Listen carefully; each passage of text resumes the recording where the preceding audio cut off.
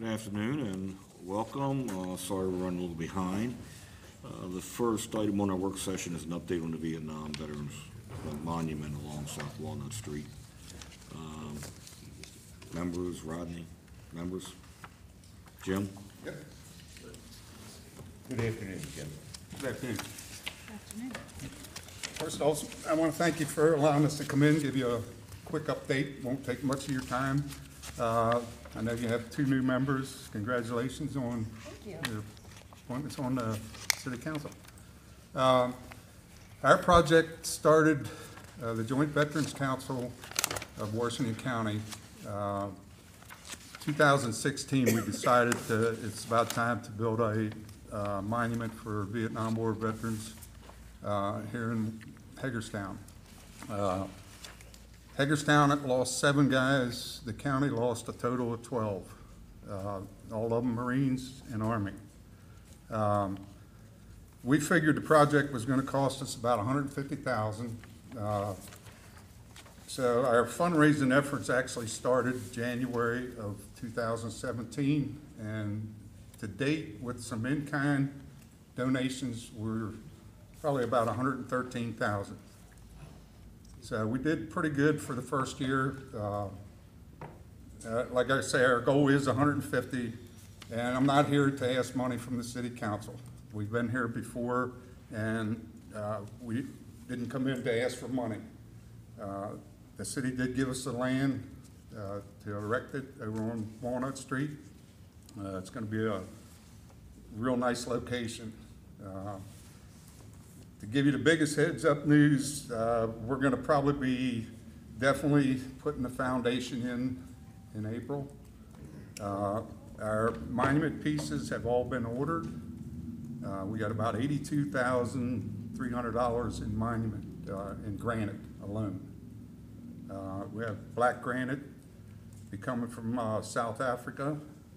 It's already being mined. I don't know when it'll come in, but then we're going to add some gray, Vermont gray granite, like the Korean War veterans have at their site out on Mealy Parkway.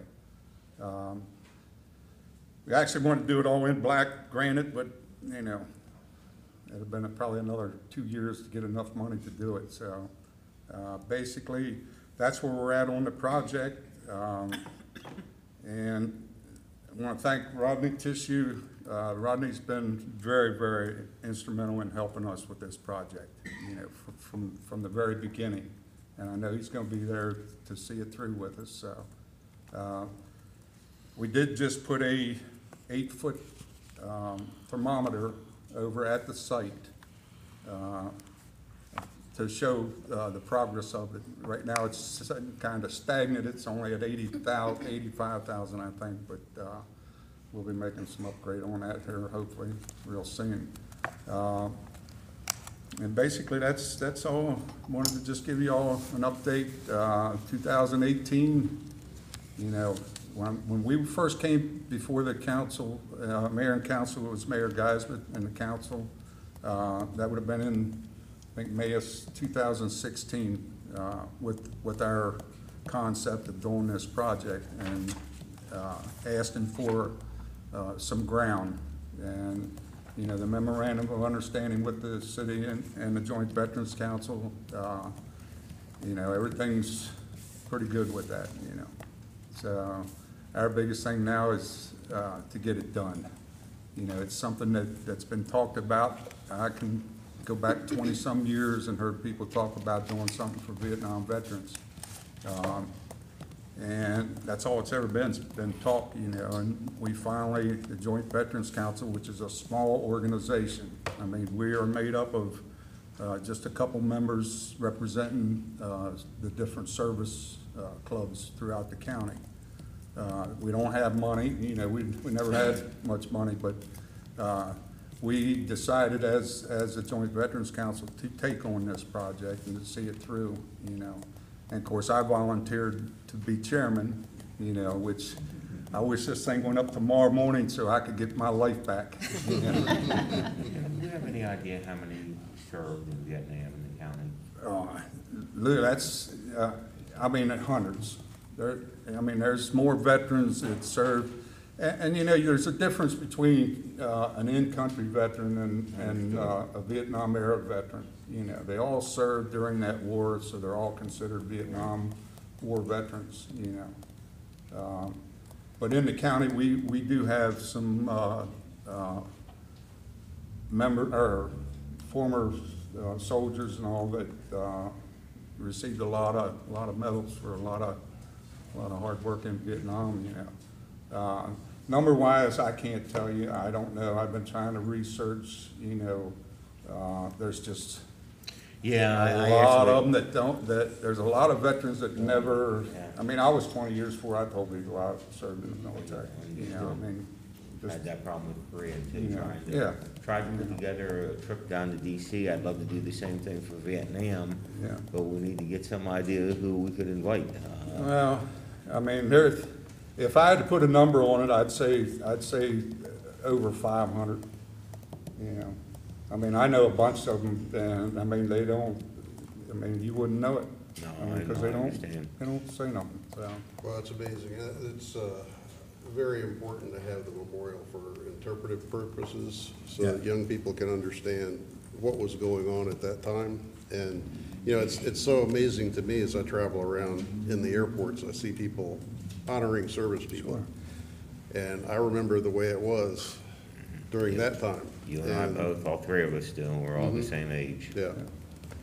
Thank God I'm not as I old got as you you. guys. Just a little bit. I but got not you by a much. little bit, Luke. Not by much. I mean, people don't realize that, but I'm 68, and Right, I I'm got a 65, 50-year like I said. anniversary high school reunion coming up, Just a couple of years. so.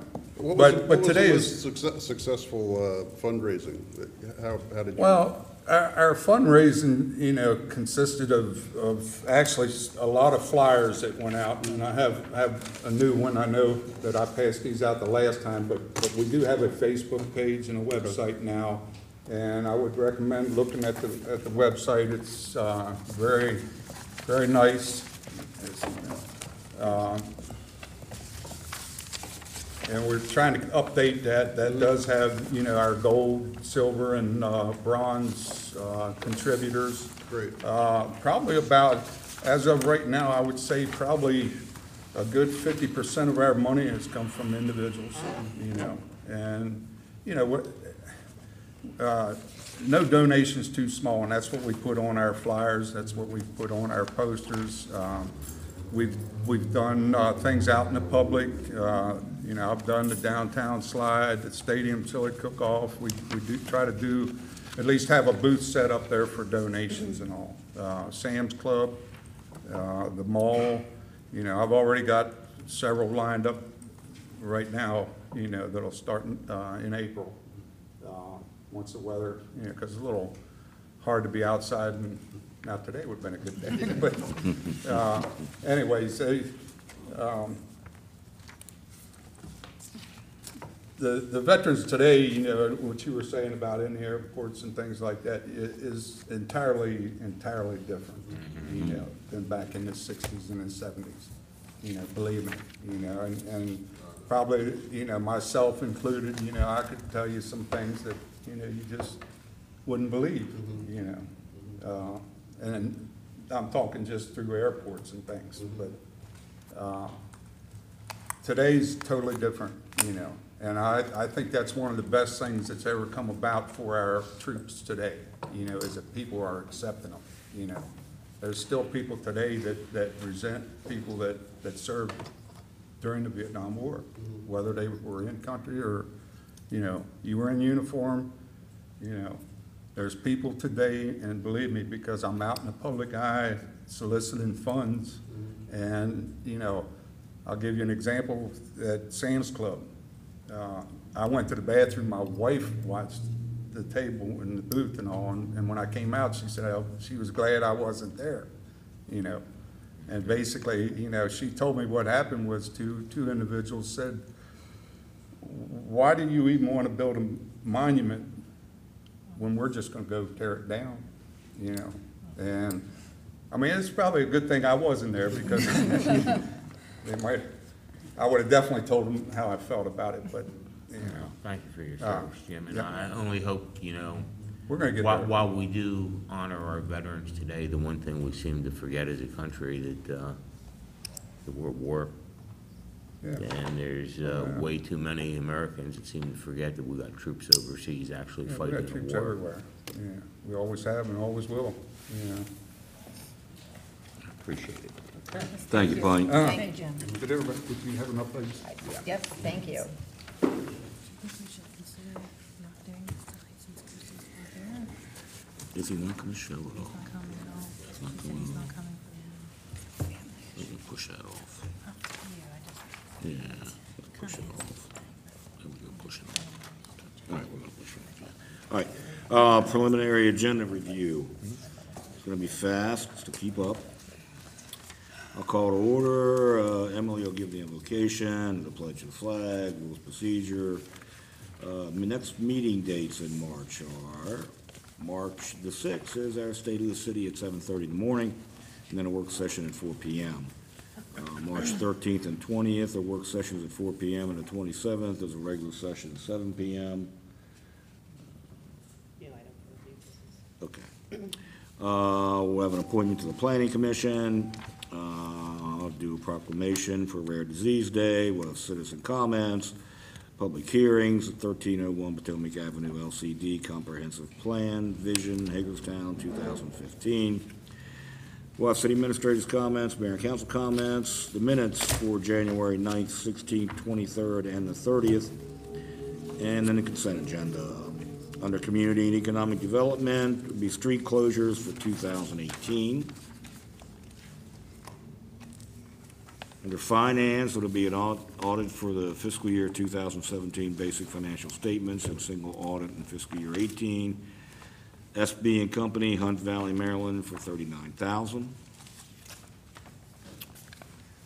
Under Parks and Engineering, concession services, City Park and Potterfield Pool lease agreement, Nina's Curbside Cafe and Catering. Under Police, be computer program with CAD and Defender interfaces from LexisNexis, Philadelphia, PA, for $15,600. Under Utilities, wastewater, be redundant polymer system, Sherwood, Logan and Associates, Annapolis, Maryland, $38,450. Under wastewater, the Muffin Monster exchange for pump station number 7, JWC Environmental, Santa Ana, California, $19,259. And also under wastewater, Muffin Monster for primary sludge pumps, JWC Environment, Santa Ana, California, for $18,516. Are there any questions so far? There's no unfinished business. And under new business, will be introduction of an ordinance. Right, we got that one. Okay. Contract for sale of 2123 West Franklin Street, Pioneer Hook and Ladder property. And then the 13th one. And we'll have the zoning overlay for 1301 Potomac Avenue. An approval resolution naming Alley 475 as Varna Way. The next one has been already done, it was done last month. The approval resolution, the Community Development Block Grant, Home Ownership Guidelines and Updates. That was completed in January. Okay. Okay? All right. Approval of upper floors, loan transfer and economic redevelopment fund, which we'll talk about tonight. Approval of fiscal year 18 CDBG action plan amendment, funding transfer between CDBG activities. The approval of a citywide mowing contract for 2018, be multiple vendors. Total contract is $107,777. Are there any questions? Okay. We are not going to discuss the indoor sports complex this evening. We will wait until Mr. Elshire is available. So under a water distribution zone 5, Michael Spiker, Director of Utilities, Fire Chief Stephen Lohr, and Nancy Halsworth, Water Operations Manager.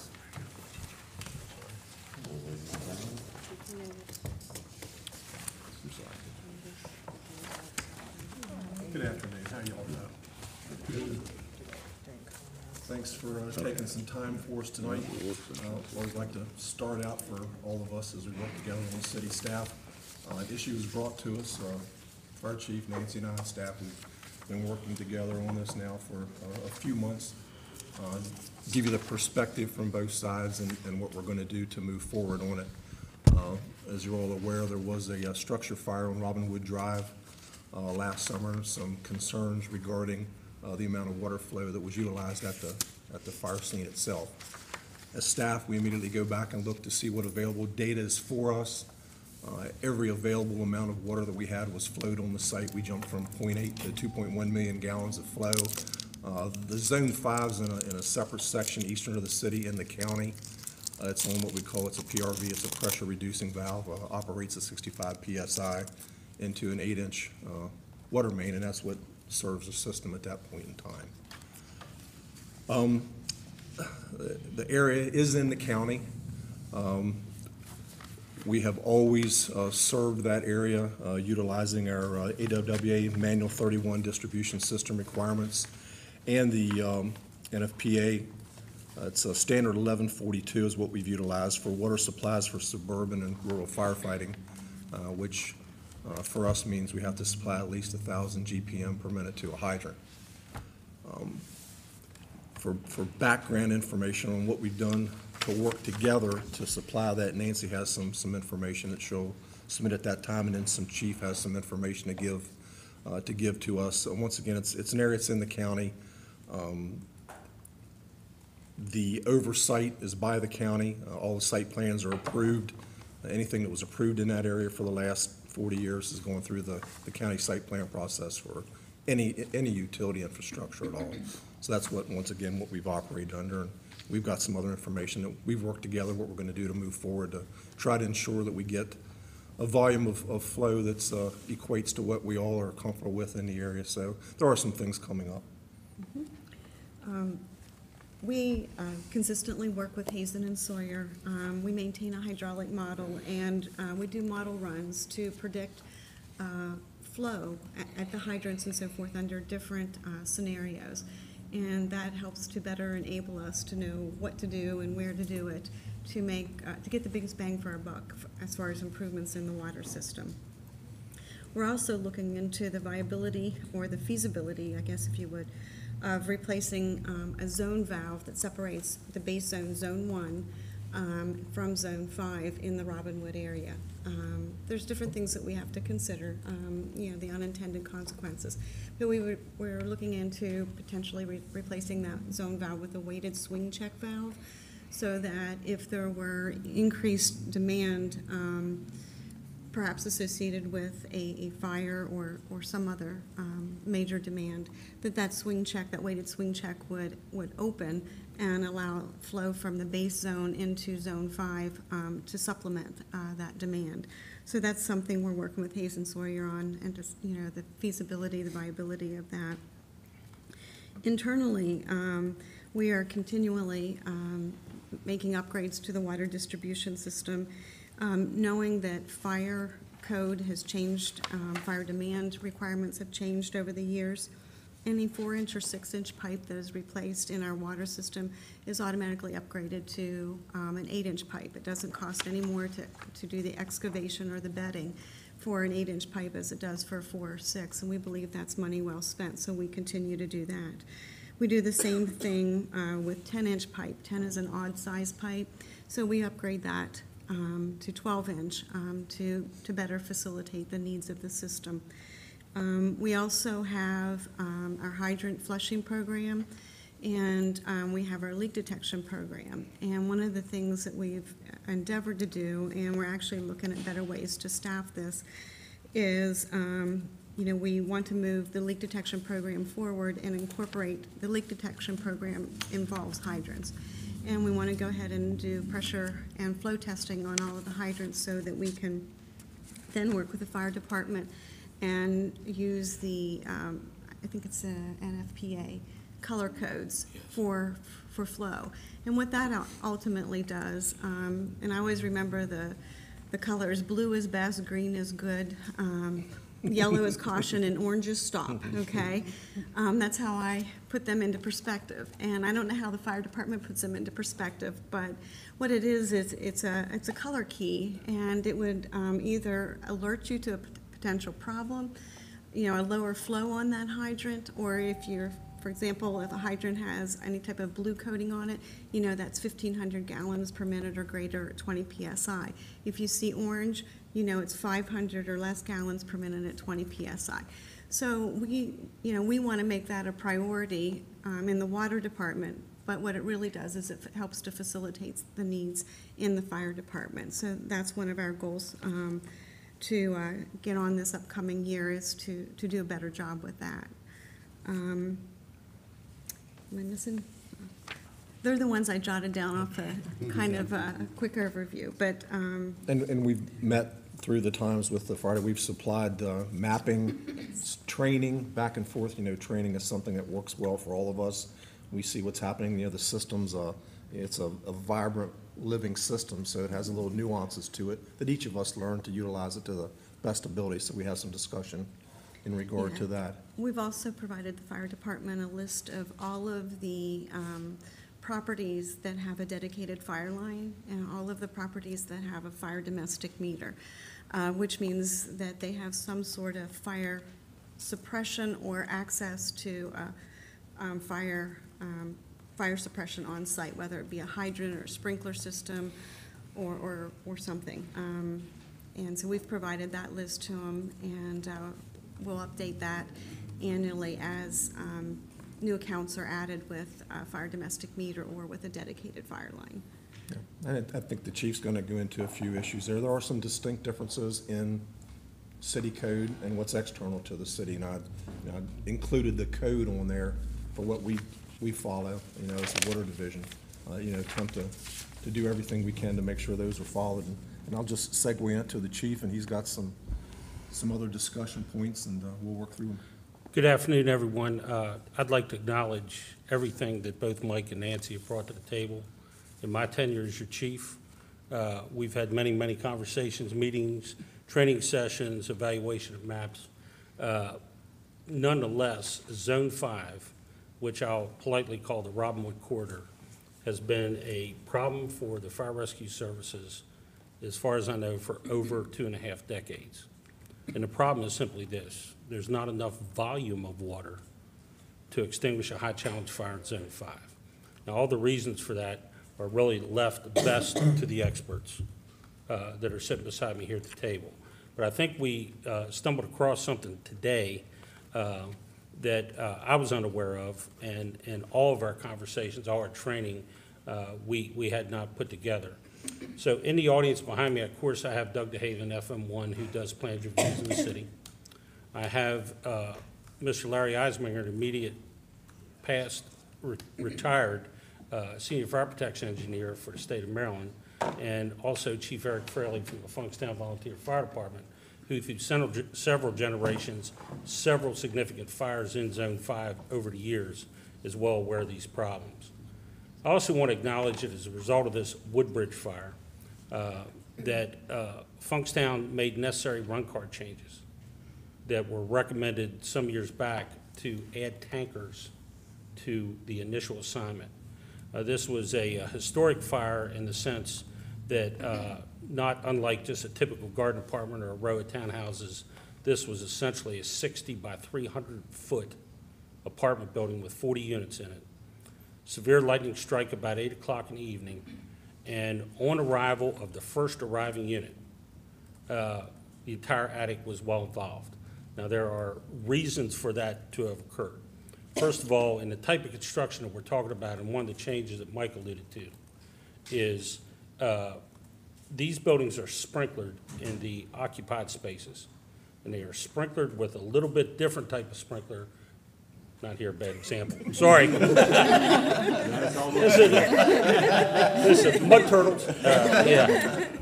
Nonetheless, a different type of sprinkler that is designed primarily for life safety, to safely evacuate the building. However, most of the time, they will also extinguish the fire. When I say most of the time, I'm talking 98% of the time.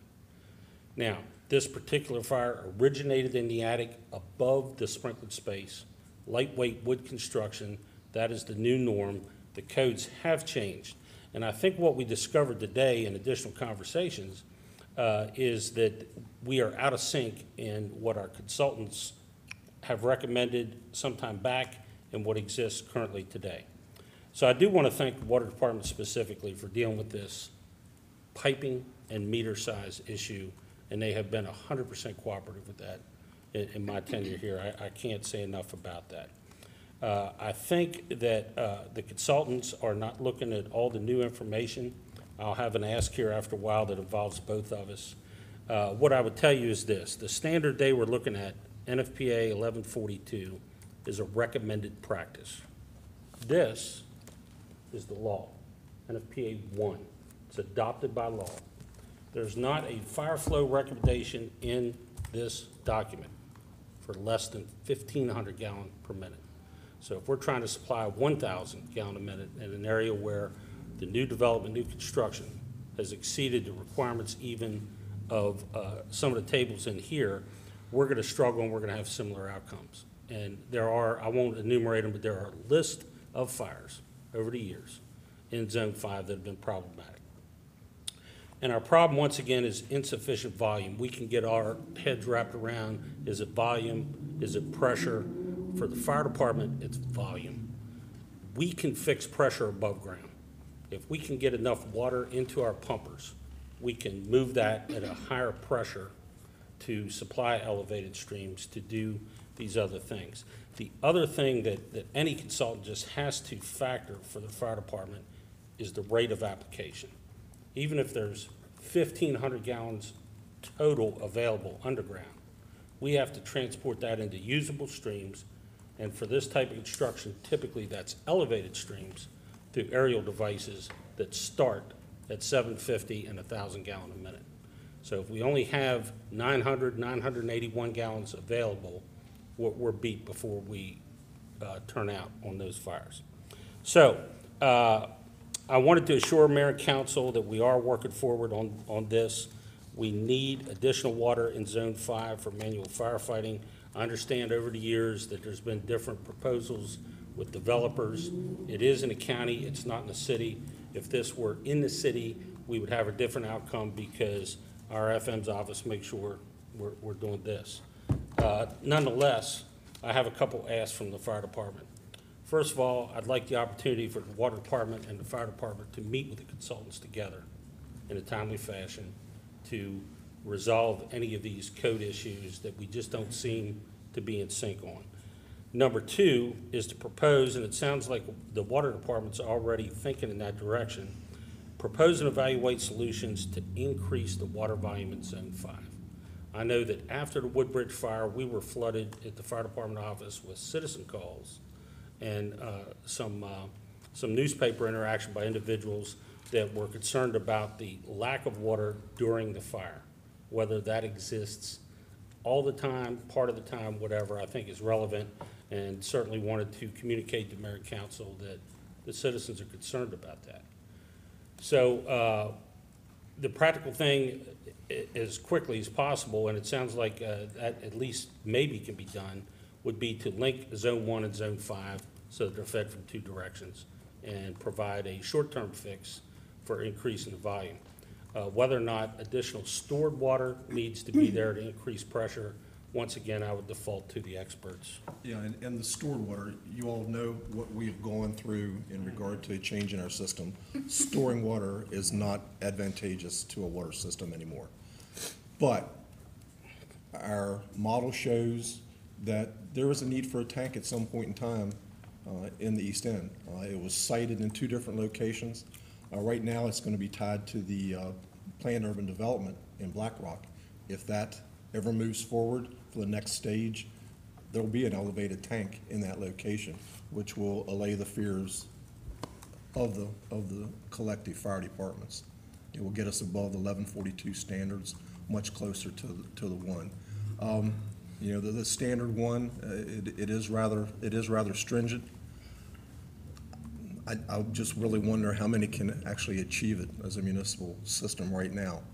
It's a great goal for us all to go to, and I think the next interactions we have, it's the way that we'll be moving forward for our system to make sure that we can cover what the chief needs and what we need also.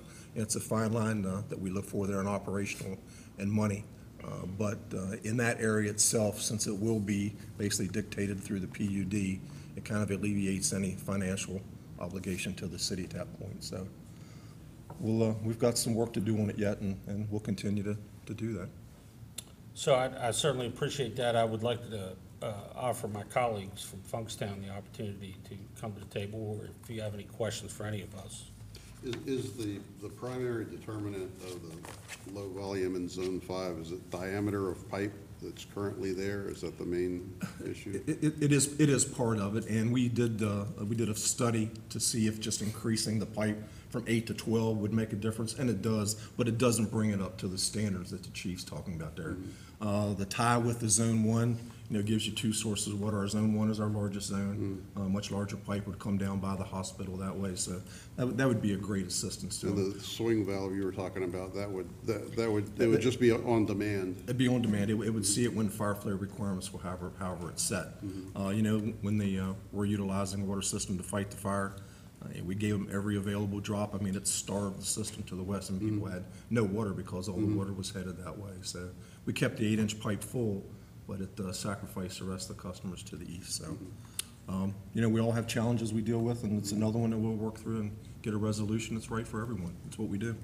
There's some transit time with any solutions like that as well. Tankers, I think any of my colleagues across the county would say that for the type of construction that's resident out there, when not too many years ago, I don't want to date myself, but the Robinwood Drive corridor was largely single-family dwellings, and that was more than adequate for single-family dwellings and farmland. And now we have built row after row, typically 6 to 8 townhouses in a row with unprotected attics, the Francis Murphy Center, commercial office buildings, these big apartment buildings and across from the community college all present a different risk than single-family dwellings. And we just have to be better prepared for that. Certainly, we work and have a great relationship with the Funkstown Volunteer Fire Department, but when the bridge goes in on professional court, which is in our very near-term future, I think we would all admit it's going to be the rare occurrence when city units do not arrive in that whole corridor first. And I have an obligation also to make sure that my employees are safe. They can fight fire in a fashion that provides reasonable outcomes. We can't do that without water. No fire department can. So, Chief Raley or Larry?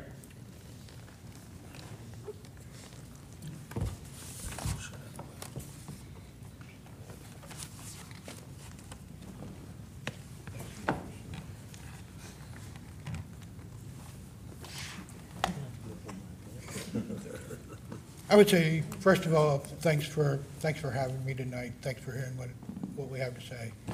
I don't want to be repetitive, and I think there was some excellent dialogue here. I heard some things that I really think are positive.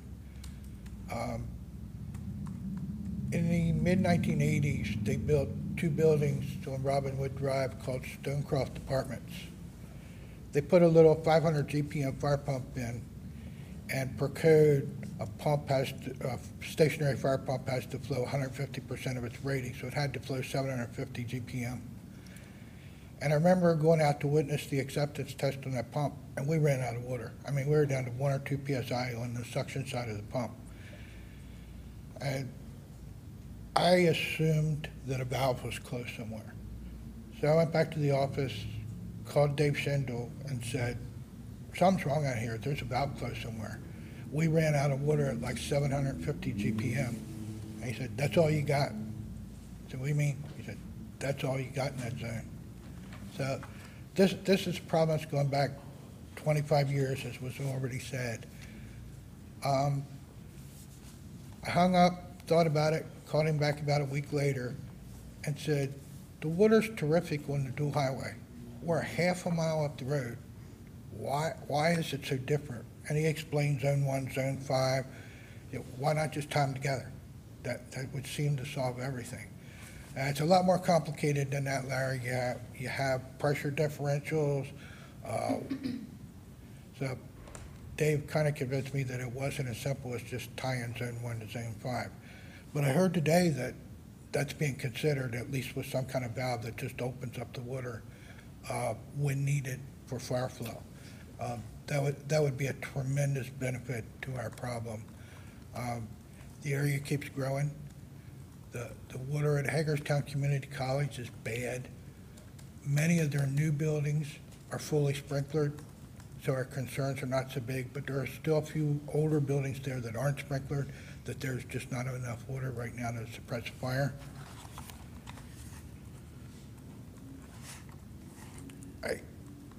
I know there was some discussion, why did the fire marshal's office allow all this development out here and not enforce the code? I'll tell you that the water supply table that's been quoted out of NFPA 1 today came from the insurance industry. For many code cycles, it was in the appendix of the document, which meant it was strictly advisory. It was moved from the appendix to the body of the code in 2009. The state of Maryland adopted the 2009 edition in January 1st, 2010. So anything built before 2010, there was nothing enforceable as far as water supply for all those developments. One last story. The chief of Funkstown, Halfway, Longmeadow, and Morgansville went to the county commissioners around 1990 and said, we have water supplies in the county. You're allowing people to build buildings where there's no municipal water at all or inadequate water. And we proposed an adequate facilities ordinance with minimum water supplies. At the time, Ron Barris was the president of the commissioners. He was mad at me about a project called Commercial Modular Systems. They wanted to build a huge factory and not put a sprinkler system in. So I knew the day we met I wasn't going to get anywhere there. And the county still doesn't have minimum water supply requirements. But once more, I'm really encouraged at what you guys said about tying Zone 1 to Zone 5. And the sooner that can be done, I think the better the citizens will be. Thanks. Thank you. Yeah, I would appreciate y'all allowing us to come here and speak. I appreciate the help the Chief Lord's given me on this. I'm not educated when it comes to flow and things like that. And the night of the fire, the City of Hagerstown Fire Department really had the lead. I didn't get there till 20 minutes later, but while I was on my way, they hit 2 tanker task force. That's 4 tankers, so it's a total of 8 tankers and 2 additional engines, just to try and get enough volume of water to fight this fire, and that's why all this come about. I want to say this with the young lady talking about doing flow testing, color coding the hydrants. If there's anything Funkstown Fire Department can do to assist with any of that, we will try and help to the best of our ability. We've got to realize we're predominantly volunteer. We do have paid staff Monday through Friday from 6 to 4 in the afternoon, but if there's anything we can do to provide a better suppression system out there to protect the citizens of Washington County and the City of Hagerstown, that's what Funkstown is all about. We're here to assist you. You all assist us, and we appreciate everything you all do for us. Thank you. Thank you. So bottom line is, we're addressing this problem and trying to find a fix that is adequate. It's not what we would like to have, but it's adequate. But And- development continues. Right, through the county. That's the other thing that's wrong. I didn't even want to look blue. Well, I didn't think- even start to think- go there. Well, I just think we need to, from the perspective of the people who've gotten the complaints of the city of Hagerstown, and it's not the city who is approving the construction out there, it's the county. I mean, shouldn't they be involved in this conversation? Or is this another one? Well, I thought you already heard that Tiptoe they weren't, subject. didn't want to be involved in that Yeah. conversation in 1990, so. Well, it's 2018, so we should try again. Someone should ask them. All right, let's move on then, okay? Licensing of hotels, Kathy.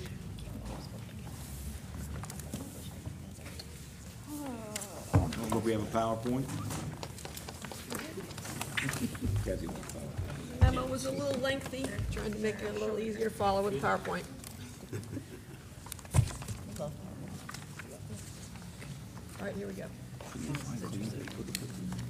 Right, we're back, following up on the conversation that kind of was occurring in December when we provided the update on the inspections of the Garden Plaza Hotel and concerns that were raised at that time. And we had first raised the idea of licensing hotels in our update on the rental licensing program in August, when we were pointing out what other jurisdictions do with their licensing programs. And so we're back today to follow up on that conversation to see if this is something the mayor and council want to do. So first we have 9 hotels in the city of Hagerstown, all but one of them on the dual highway. They range in age from 1958 to 2007. We recently just approved a site plan for another 102-unit extended stay hotel on Railway Lane near the Homewood Suites. And so, so we have some aging hotels and some hotels that are, you know, fairly recent. I was surprised. I thought Homewood Suites was like 5 years old. So the time does fly by. Yeah, really. Currently, local regulations in Hagerstown that would affect hotels, there's zoning. The hotels are permitted in 6 commercial and mixed-use districts in the city. There's no definition in the zoning ordinance for hotel or for extended stay hotel. The property maintenance code also has no definitions for those 2 different types of hotel types. There's various code requirements that would come into play if we were invited in for an inspection or if we had a search warrant due to a cause for concern. The Life Safety Code, which is administered by the fire department, has various code requirements that come into play with the building permit, and their goal is for annual inspections by the fire marshal's office to see if the hotels are compliant with the Life Safety Code. So the issues of concern that have been expressed, and I'll state again, is when maintenance falls below standards of Life Safety Code and the Property Maintenance Code. What results is overcrowding, lack of maintenance of fire systems, HVAC systems, plumbing systems, electrical systems, insect and rodent infestation, lack of training of staff on fire protection, emergency incidents, and evacuation standards, which certainly that was coming into play with the Garden Plaza Hotel. Another issue of concern is when hotel units are being used for extended stay, which which were not designed for such occupancy. For example, if there are no kitchenettes with appliances in the room, but people are there for weeks, months, whatever, they're either in that room without the appliances that they need to live, or they're bringing in appliances to rooms that are not designed for that electrical code or that do not have venting, proper venting, which is a health and safety concern. Additionally, if there are no kitchenettes with sinks in these rooms, then the extended stay occupants will be prepping and washing food and cutlery in the bathroom, which is a health concern. If not sufficient room for storage for families who relocate into these units, the occupants will be overcrowded, packed in there with their belongings, and lacking room for privacy and play or study for children. So these are safety and general welfare concerns. And then finally, there's the zoning issue. The hotels that we have are in commercial zones which do not allow for residential uses. Hotels are not intended to be permanent housing units for local residents, and that's what we're finding seems to be occurring in some hotels, that they've become housing of last resort for some of our residents. So if we found, Paul's done a lot of research, we found that 3 counties in Maryland and 7 municipalities license hotels with some type of inspection schedule. If we were to explore something like that for Hagerstown, potential features in an ordinance would be certainly a good place to start, is definitions of transient stay hotels and extended stay hotel, annual reporting from the hotels, like occupancy levels, terms of stay, that type of thing, training for staff on fire safety, training of staff on recognition of human trafficking, pest control services, what that schedule is, maintenance surveys by the staff, what that activity has been. Then you also might want to set up minimum design amenity standards for the extended stay units, make sure that these things, if the hotel has a desire to turn them into extended stay, do they have sprinklers? Do they have fire alarms? Do they have kitchenettes in the room? Do they have sufficient storage for all the belongings that someone would have that's going to be there for weeks or months? Also, operational parameters for extended stay units. Typically, some ordinances, they either say they outline the maximum length of stay or the minimum length of stay, or an alternative method to say that is that they should not be the primary resident for the occupant. The intention is it's usually business travelers that they're designed for, folks who are here for training or for some kind of longer-term job, but it's not a permanent job, and so this is a good way for folks to stay, but it should not be their primary residence. Would set up an inspection schedule by city fire and by planning and code administration, some kind of licensing system to help to defray our costs. And then there's the other issue of, what if you have a new hotel? So you might want to consider having licensing exemption criteria, like with rental licensing, which we currently have, the first 4 years after you know you're not in that program. Maybe that's something to consider for a hotel licensing ordinance. Then another issue is some of the hotels, with the concern about extended stay use for hotels not designed for it, perhaps if you might consider an extended inspection schedule criteria. So if something was designed to be extended stay, they passed their initial inspection, maybe the next inspection would be further down the road than what the typical whatever it would be, every 2 years, whatever. One thing that we have to find out from the city attorney if this is something we could include, but it's certainly something that would be of great public interest, is evidence that they're reporting to Washington County for the hotel motel tax and that they're actually paying the required tax. And then setting up some kind of licensing revocation criteria. If you don't comply with all of these things, all these requirements, then hotels got to shut down. So in terms of recommendations, given all the concerns that we've cited and our concerns certainly that we've had with the Garden Plaza, staff believe a hotel licensing ordinance would be advisable and a good place to start. If desired by the mayor and council to go down this path, we would recommend it be a standalone ordinance and not be lumped in with rental licensing, because they are two different animals. We suggest that they also be administered jointly between the fire department and the planning and code administration department. Prior to drafting an ordinance, if we decide to do that, we would, our plan would be to visit other jurisdictions who license hotels to find out how that program grows, what they've learned in doing this type of program, lessons learned that we could learn from, and then also confer with the staff of the local Convention and Visitors Bureau, who certainly has a stake in this issue as well. And then another thing that staff is throwing out there, since the hotels have sort of become housing of last resort for some of our residents, whether we should contemplate amending the zoning ordinance to allow rooming houses. Currently, they are not allowed. And in the past, Hagerstown had a lot of rooming houses. A lot of urban communities had rooming houses, and it was sort of a way for folks to get an entry into the housing market. In this case, it's probably for folks who are, something has happened, they are no longer able to rent an apartment. Rooming houses are an easier way to get in. The utilities are included typically they're furnished, whatever. But right now, we don't permit any new ones. And so staff is suggesting maybe we should explore this, because otherwise, if we set up a system that says these hotels that are doing extended stay now do not have the amenities that are needed for that type of use, you're gonna have to stop that activity, and there's gonna be a whole group of individuals that this is the kind of housing that they've fallen into because they can't do anything else. We might want this safety net of allowing rooming houses. Something to consider. Rooming houses in residential areas, so whatever. Yeah. Okay. Well, I would like to see us then reaching out to the social service programs we have here that do housing and help with housing to see why these people are ending up there. Because I know with the Garden Plaza, there was people paying $1,200, $1,300 a month to stay there. I mean, that's like above average market rate apartments right now. So there's got to be, do they have outstanding utility bills, or what's the reason? I think it's important we find out why these hotels have become that last resort, and see if there are programs around here in Hagerstown that we could partner with them to get them into housing. I mean, there's no reason we should have bus stops at hotels, none. And so I think with the abundance of social service programs that we have here, I mean, we need to have a meeting with those people at the table.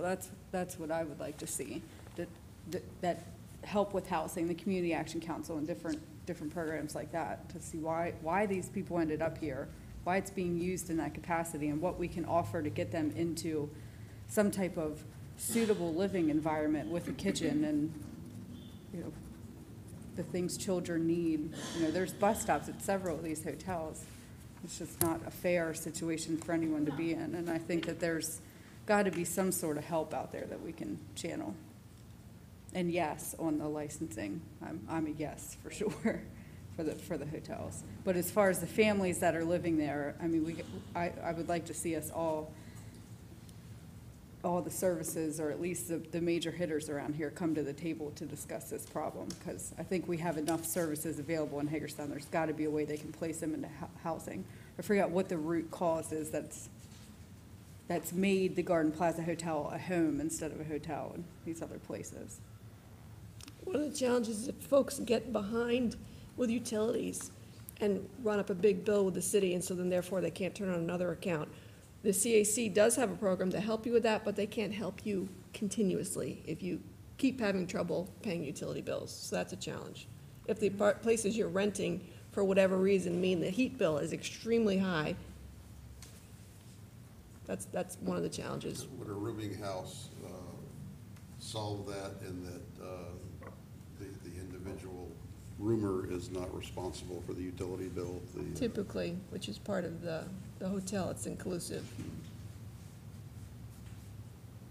Because I seem to be able to afford rent, it's just the problem of getting utilities turned on.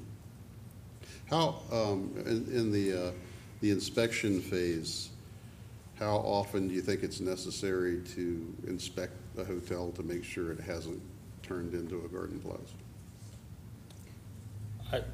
I'll take that for the fire department. We have requested at least an annual inspection, given the volume of work in addition to other things we do. A couple of things about life safety code enforcement, and it's related to the recommendation about rooming houses. Typically, 1 and 2 family dwellings are the least regulated in the codes process. It's always been like that. Man's home is his castle, no gender bias intended there, but taken off of an old phrase. So we attend many fires in the city here where it's not uncommon, regrettably, to find mattresses thrown on dining room floors, living room floors, and we have multiple families living in a duplex or half of a single-family dwelling that's very dangerous as well. But our issue here, of course, is health, safety, and welfare. And in order to make sure that fire protection features, exiting, sprinklers, all those other things work a minimum of once a year. I think one of the things that this has demonstrated to me, this experience with Garden Plaza Hotel, is whatever the power we have in the fire department, whatever planning codes has together, we're really powerful. And we got some things done here that have been kicked around this table for more than a minute. So whatever we do, let's make sure we do it in collaboration with each other, and that we press forward with it. I think these are priority occupancies because of the nature of the problem, as Kathy explained. And finally, I'd like to thank Doug from my staff and his fire marshal, deputy fire marshal, in addition to Kathy. They did the lion's share of the work on this proposal, and I certainly appreciate it. Well, I think that, in regard to what Emily was saying too, I think that, no matter what reason, whether you can't pay the utilities or you're there for, for whatever reason, they deserve, the people that are living there deserve to live in safe and in a place that doesn't have rodents and, where, I don't know, their families can, again, where they're safe and they feel safe. So whatever that means. Yeah. Give me an example of a rooming house. We have 2 non-conforming rooming houses in the city, the Dagmar Hotel and a property up on Oak Hill Avenue. And so they would both be in the rental licensing program, and so they would be subject to an inspection every 4 years? Every 4 years. But under this proposal, would they be under the rental licensing program, or would they come under the hotel The rooming houses would stay with the rental with licensing. rental?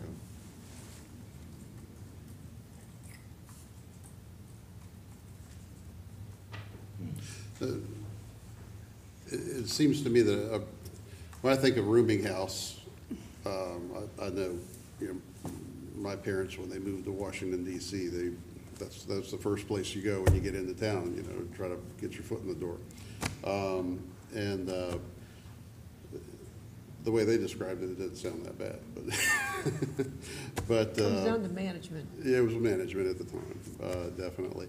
I'm just wondering how,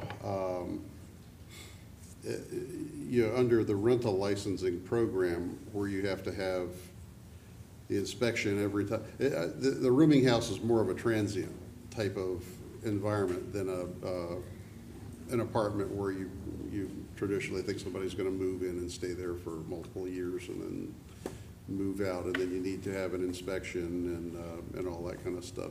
If you have a rooming house and you've got a turnover in that rooming house, it seems a little unwieldy for codes to have to inspect that room every time there's a turnover. I'm just wondering if there's, For the rooming houses, it would just be every 4 years, you wouldn't be waiting for a turnover.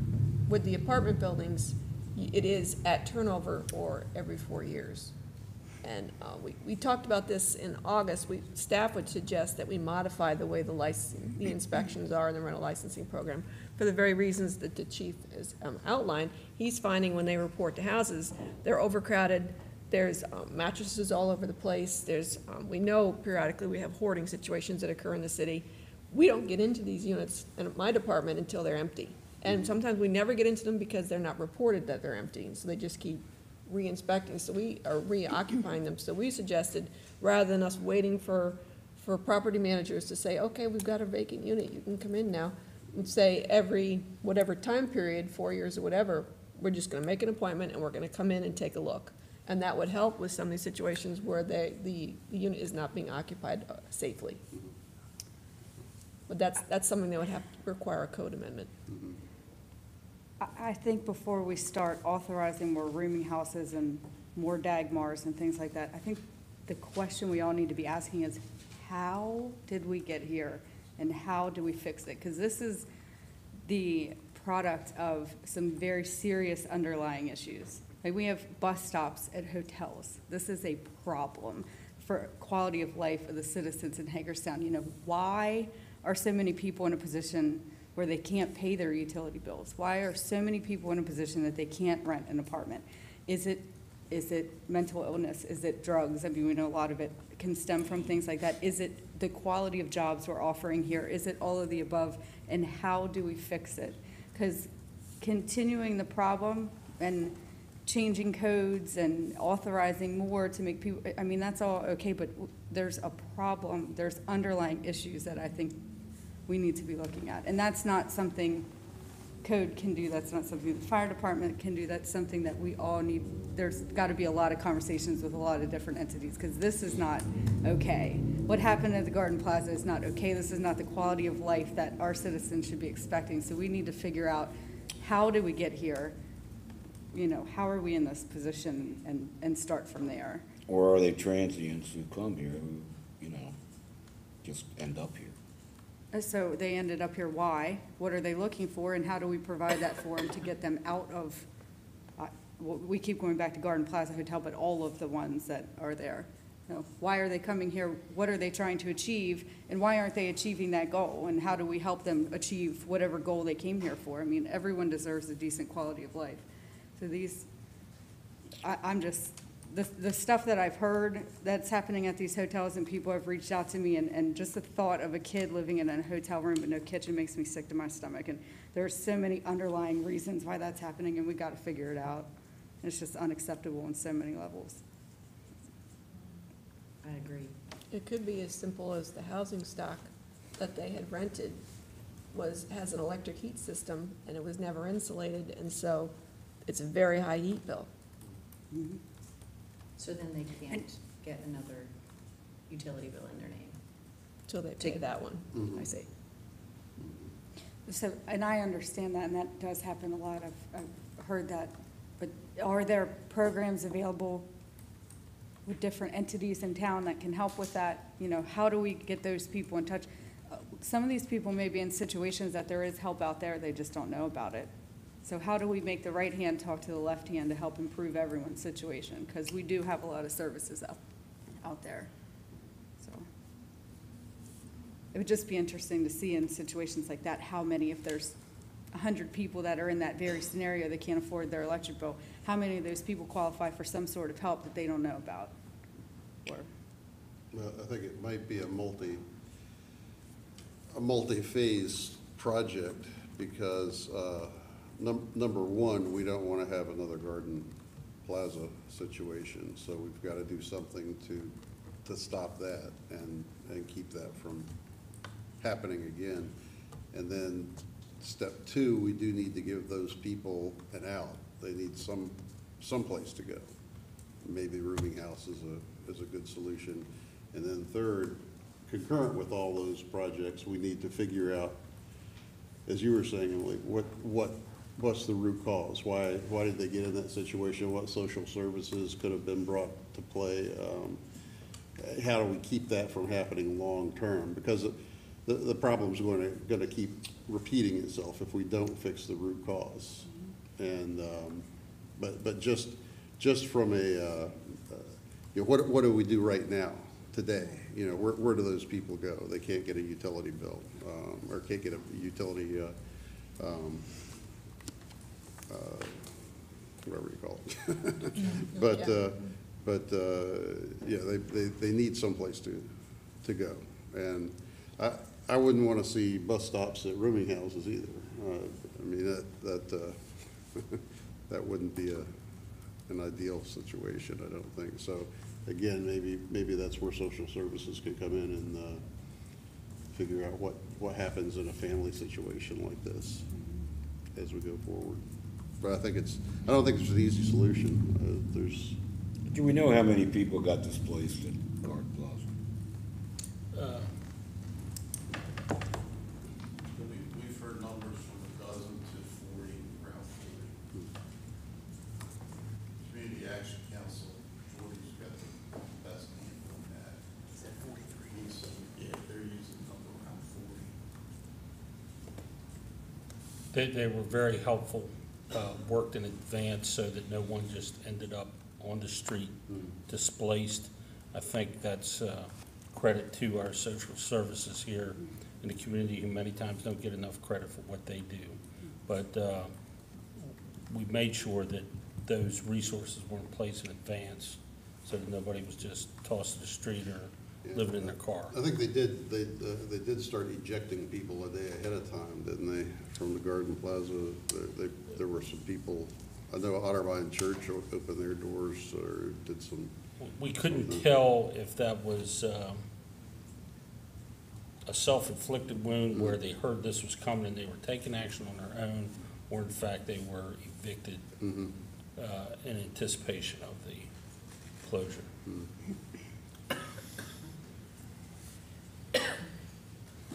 Okay. So we have a majority that wants staff to proceed. Yes. Well, let me ask a question before we jump into the proceeding. If you institute another inspection program, can you do it with your current staff? Yeah. Okay. All right. Be a joint effort. A lot of the, like the licensing administration by our department, and then jointly for inspections, fire and PPAC. I don't think anyone in the public can argue about another inspection when it comes to something like this after what the public just witnessed. Okay, I just was wondering if they could do it with their current staff members, that's all. Okay, thank you, Kathy. Thank you.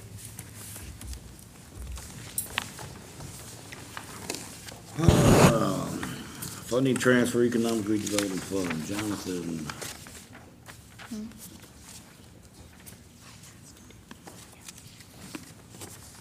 I'm right done asking. Good afternoon. Hello? We are seeking approval from the mayor and city council to transfer $50,838 from the upper floors redevelopment fund. This fund is a special revenue fund. Typically, oversight's provided by Department of Community and Economic Development in cooperation with the finance department. But just some background on that fund, it was created in 2008 to create a specific incentive for upper floors redevelopment to incentivize, I believe, 4 specific types of rehab activities. elevator installations, fire suppression system installations, HVAC installations, and handicap accessibility type work for redevelopment in downtown.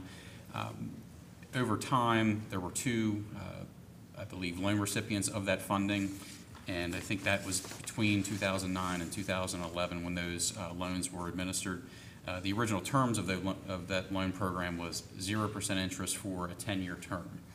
So with that type of setup, it was definitely a hook to maybe get investors to use the program. The issue somewhat with that was the lack of revolving funding since the terms were so long. With that said, over time, there were really no other loans administered after FY 2012. The program was suspended. Funding then began to be used for matching funds to bring in grant funding to the Business Revolving Loan Fund program. The Business Revolving Loan Fund program, in a similar way, can still fund those types of activities for developers. The terms are just based upon the guidelines of the Revolving Loan Fund program, not quite as flexible when it comes to interest rate and term, but loans through the Business Revolving Loan Fund program can actually go up to $200,000, typically at a 3% interest rate. So over time, through the two original upper floor loans and then through transfers to the Business Revolving Loan Fund program when we received matching grants from the state to help re-inject into the Revolving Loan Fund program, the upper floor fund has now been whittled down to $50,838. We're just seeking to consolidate and close that loan fund, transfer it into economic redevelopment. It's not set for anything specific within economic redevelopment at this time, but once again, could likely be used for potential matching funds for state grants to inject funding back into economic redevelopment or even the Business Revolving Loan Fund. I'm good with that. Yeah, Yeah. makes sense. Thank you. I will remain for the next one. Stacy. Proposed sale of 2123 West Franklin Street.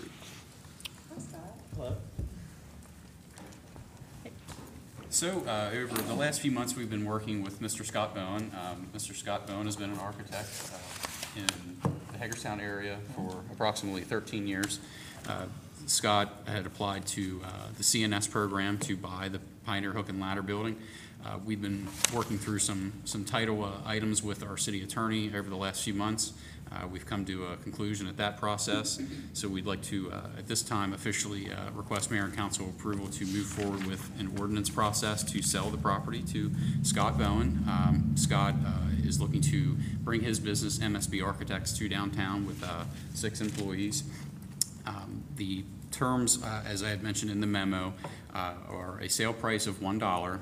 And I believe the reasoning for that is the substantial investment that Scott is looking to provide for the property, likely roughly $500,000 of rehab investment. And the ordinance process that we are looking to start with regular session approval would be introduction of the ordinance in February, a special session approval then in March, which would be the first mayor and council meeting in March.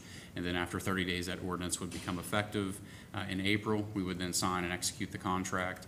And I believe settlement per the contract would take place on or before May 31st. I think if it's up to Scott, he would like to have that happen as soon as possible. And Scott would be looking to rehabilitate the building beginning immediately upon acquisition with hopes to open his business in that space before the end of the calendar year. Denell, we continue to work through the CNS process for end results just like this to bring businesses downtown. And we welcome Scott this evening as well, just in case there were any specific questions about his potential project and his plans for that property. Scott, I am super excited for you. Thank you. This is exciting. Exciting for that building. We're excited. I mean, we've been doing a lot of projects in the downtown area.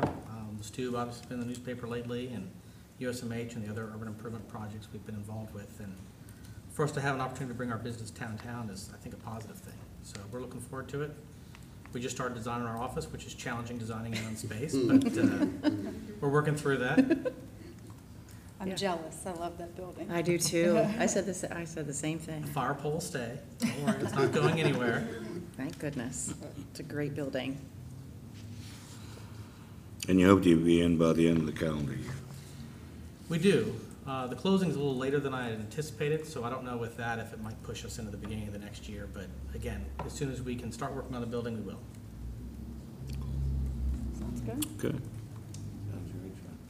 Thank you.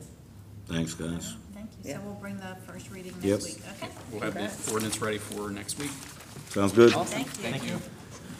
City Administrator, you have any comments tonight? Nothing this evening, Mayor? Lou, how about you? Just briefly, Mayor, I attended the Board of Directors meeting. You know, UMHC for you, and as I told you in the email, please find yourself not able to attend all the future. You know, I'm not a real fan of going to a lot of meetings, but I have to tell you, I was extremely impressed by the total cooperation between our community college, UMHC, and our Board of Education. And when we sit here and talk about all these really nasty problems that exist throughout this nation, it's not a Hagerstown problem, it's a national problem. Fortunately and unfortunately, I think there really is only one solution truly to the problem, and it's a long-term solution, and it's education. And I was very happy to see what I saw at that board meeting, and I'm optimistic and convinced more than ever there's certain ones of us made a very good decision in bringing that university downtown, including our Republican mayor with a Democratic governor. Yeah, thank you, Lou. Shelley? I don't have anything this evening, Mayor. Thank you. Austin? Just continue to be contacted by people concerned about the cell tower proposal at North High, and I understand it's coming before the zoning board tomorrow evening, so interested to see. You gonna go to that meeting? I'm gonna go there. Good man. I did send you the staff report. Thank you very today. much, yes. That it? Yep. Just to follow up on the email I sent last night, South High Basketball is playing North High Basketball on Friday night at 7 in the playoffs. It's the first time in 40-some years that they've played each other in the playoffs, so it would be awesome if we were all there. And I stand by my proposal that because South is the team traveling, they should get a police and fire escort. Because it's a big deal, and it's a big deal for high school kids. And for two rival schools to be playing each other is a huge deal. And for the record, I know I'm Go South, but if North was traveling, I would say the same for them. And all I can say is, as a North High graduate who traveled every Friday night from North High to South High to play football on their field that we called our home field, we never got an escort. Let them walk. Let them walk. It's the playoffs. It's Well, the here's playoffs. the, let's just, I think that's a little too biased. let's, I don't know. yeah, let's just think about the original email that was sent and the fact that it may give South High that little bit of pep. Well, then Listen, if I don't they would want like to, to you know, place I a don't want to police muddy car this, in front of this North High playing and field, wave you the know? I want this siren, playing that's field to be fine. even at North High. You know, because I'm a Smithsburg graduate, so I don't, you know, so I want it to be even. So I don't believe that unless the chief and the other chief say it's okay, when you ask Yeah, them. probably not, to pick I one high school. think- If North wins the playoff and gets to go somewhere else, I think they should get it. I just think we need to be more involved. We need to be more involved in stuff like that. They're playing in a playoff game. It's a big deal. We can It's not go. like they're playing a normal season game. It's playoffs. I think the They're best- young kids. They like stuff like that. The It's best a- course of action is for us to officially congratulate both schools on the accomplishments that they've made to get this far, and I might strap a siren on the top of my I car think and leave also them it's myself. absolutely correct, and while we do, we should send some condolences to South. All right, before it gets any uglier, anything else, Emily? We have a work session next Tuesday at 6:30, just so you know, okay? Well, if council's interested, I might send you the information on the situation with, where we ran into a little bit of a snag on the tiered tax. So that's why Scott wanted to come in, not really necessarily wait till March 6th. and come in and talk to you a little bit about that. Okay, that's fine. Okay? I just didn't read that off the top of the. Yeah. Thank you. 6:30 and then 7 o'clock's our regular session. I had the opportunity today to go to Paramount Elementary and speak to fourth graders about if I were mayor. Good group of kids. Again, very pointed questions, you know, not the typical questions that you get when you go on a school visit. So I was very impressed, and hopefully, I look forward to seeing their essays. And you know, the cool thing about it is that the winner, of course, gets to go to Annapolis, in Maryland, gets to go to Annapolis to meet the governor, and they get a $100 check. But we do a second place prize, and that is have them come in and be mayor for an evening in a regular session at my desk and be able to run the meeting. So last year it was very good. I forget who the young student was who wielded the gavel at the end, but she did a fantastic job. I thought she was going to break that gavel. It's like 50 years old. So anyway, so I'm looking forward to reading them and, you know, picking the runners up from the one that doesn't get to go to Annapolis. I have no problem if you and I make a phone call about Friday night. Thank you. Okay. I work Friday night. Hopefully I get to be at North High in time to watch the second half. So, as Sold out. I'm pretty sure I can get in. Anyway, you know, I do want to say one thing, and in light of what happened on Valentine's Day in Florida,